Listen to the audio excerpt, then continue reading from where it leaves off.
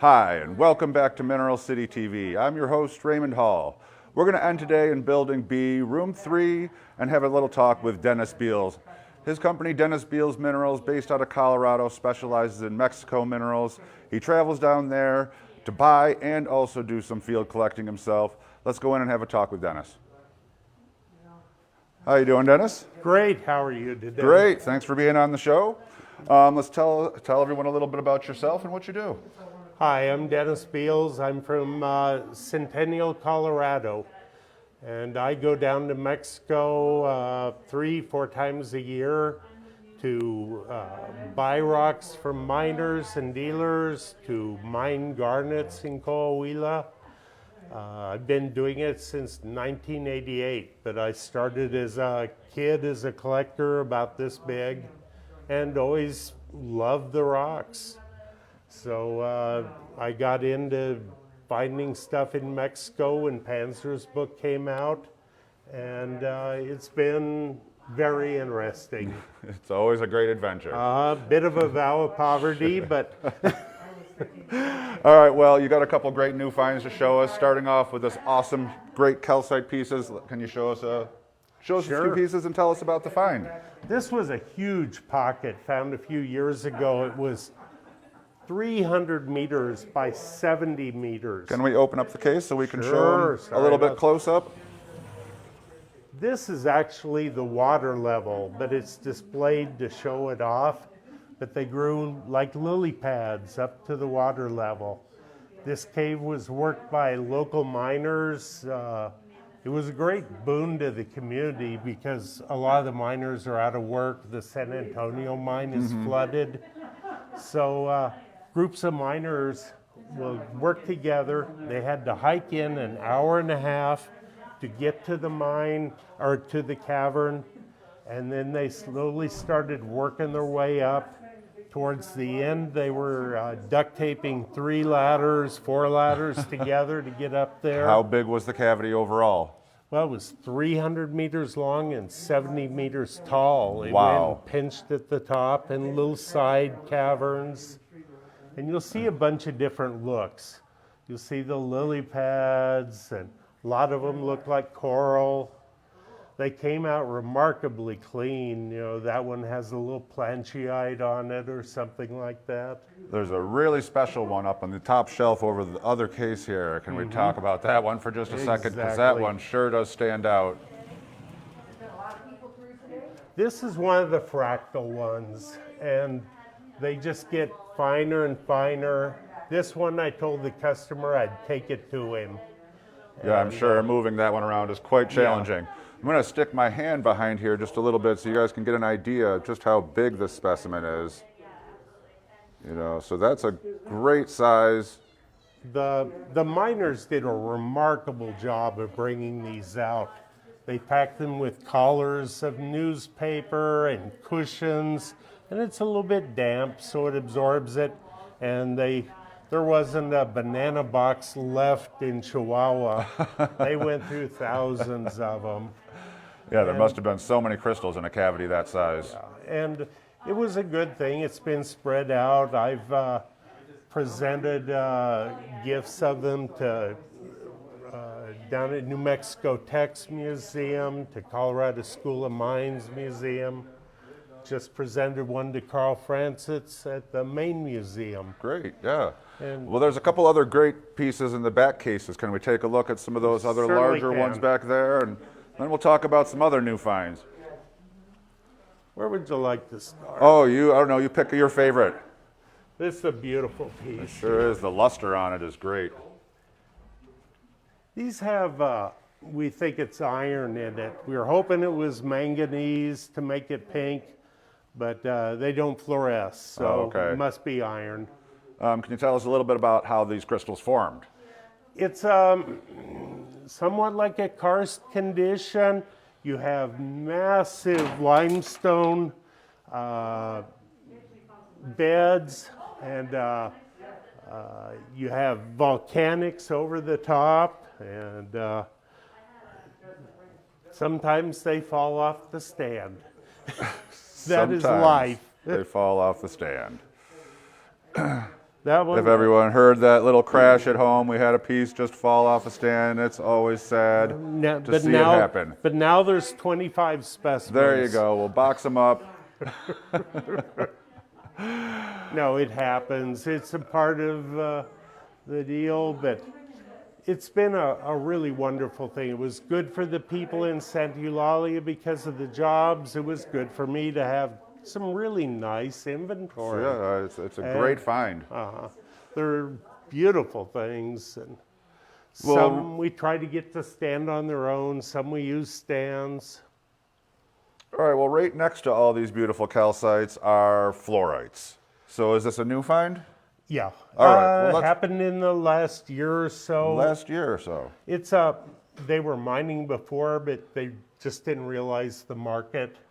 And they're found north and west of Mapimi, the famous mining place for adamite. It's owned by a cement company, and they use it in their process. But they found a lot of these. They're usually covered with a big gurtite crust over them. The secret's in cleaning. You know, if you can clean them better, you know, that's everything. Makes them more presentable, sure. I started cleaning a long time ago in learning prep. I got to work on the rhodochrosites from the Sweet Home Mine. Those are always fun. I got to do the big museum pocket pieces. Oh, great. They were incredible. We have a lot of stuff from Santa Eulalia because it's guys are able to go in the mine and do the back way and dig specimens. They'll go in the ladders all the way down to level 16, which it's a lot of steps. That's a lot of steps. It's a lot of Sure. steps. Well, why don't we take Sure. a look at some of the amethyst here? Everyone loves Veracruz amethyst. In the past, the labels always said Las Vegas. That's where the miners would bring them to sell. The real location is actually across a big valley on a very top of a steep mountain. It's very dissected in there. It's just up from the coast. What's really changed things, why more has come out, are electric SDS hammer drills and generators, allowing So they're them putting to, more effort into the actual Yeah. mining process. For a while, they weren't allowed to collect. Now they're allowed to collect in there. Sometimes they'll pay the landlord. Sometimes it's their land. Sure. But a great deal is coming out. Our guard lizard must have got in here in July and couldn't find water. Yeah. Very sad. So now he's guarding the Needs place. garden. That's all right. He's doing a good job. But Las Vegas is a beautiful area, just stunning. It can be a little hinky to go there up in the hills. It's had problems like that. Sure. We've got a few other things in here. Now he's right in front of an incredible specimen. That's certainly one of the most eye-catching ones on the rack. there. Got some nice color. It shows beautiful zoning in it. One of my favorites. Well, so you don't only just go down to Mexico to buy, you go down there to mine as well. Right. All right, well, let's take a second and talk about what you're down there digging. Okay, we'll move along Sure, here. we'll step over here. Here's a real classic example of the Groschler garnet Here, you from can the pick that one Sierra up de and show it to Cruces. them a little bit? Sure. Give them an idea of the size. This one doesn't have the black centers as some of them do.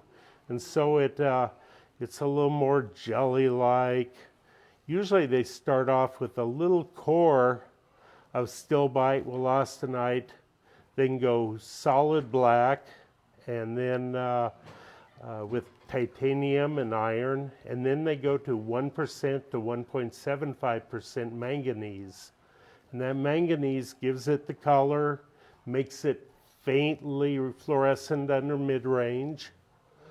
And when did you collect that piece? Well, this one was, I didn't collect this. Oh, you didn't collect that one. This one, I was down there to meet the owner. He couldn't be there, so I volunteered to run the ranch for 5 days. Oh, okay. And the neighbor had some, and I wanted to see how they are. Some of the bubble gum ones in solid wollastonite. Really Nice contrast of color. Yeah, they've been real popular with people. Everyone loves the Let's garnets. see. Let's find another garnet here. We move things around so much, I don't know where they are half the time. Here's it. It's a nice garnet. You have a lot of Vesuvianite also with this, which we've got to do some work on it. It's quite probably willowite, the boron N member, but we need some analysis work done and some proper locations for where specimens came from. So I'll GPS and collect samples and get them analyzed. Maybe we can write a paper. That one's got really fantastic color saturation Yeah. and luster on the surface of the crystals as well. I was asked if there was gem material there, and a friend said, well, if there was with that color, all there'd be is a giant hole. It's nice stuff. It's a wonderful place for me to go. I get to hang out with Mexican cowboys, sit around the table, the campfire with them, and I do some of the cooking. Sure, no, that sounds great.